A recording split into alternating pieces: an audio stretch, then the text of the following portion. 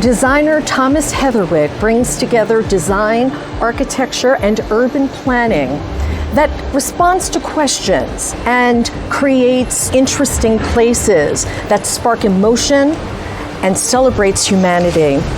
Let's go meet him.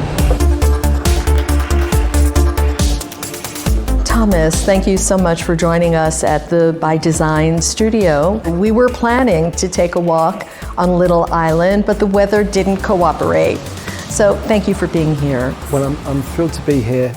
I've had the chance over the last 2 decades to grow a team of co-creators who we work together and collaborate to think about the human experience, and that's our focus.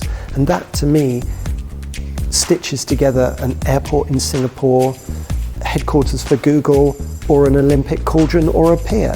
They're all a family of things that you still need the same mindset to come to, is how will people feel? Let's talk about Little Island. It certainly impacted an entire city.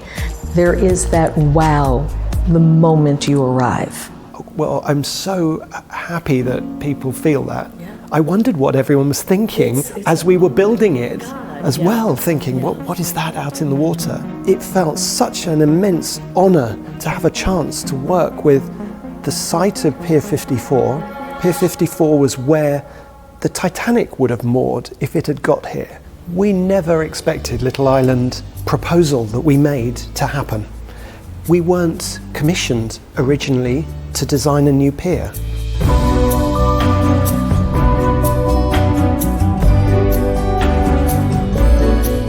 It's quite a funny story because Little Island began as a brief to make a pavilion that would sit on a lump that was going to be built on the side of the West Side Highway.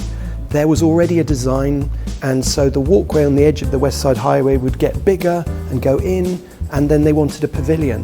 When we thought about it and just thought, all that amazing civil engineering that's going to go into building something that technically is a pier, but will feel like just a bigger bit of the river walkway, it seemed to us that we were missing the fun of being on a pier is being over the water, not being on a bigger bit of the land.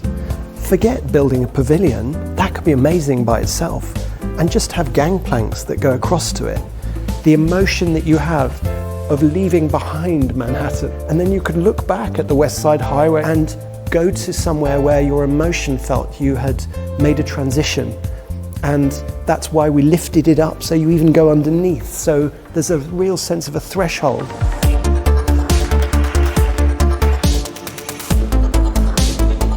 We forget that the public are all experts at architecture.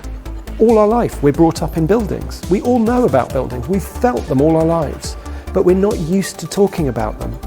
So great leaders are ones who will treat emotion as a function and start talking like that. Thanks to you, Thomas, and other courageous visionaries. And can I get a rain check on that walk on Little Island with you?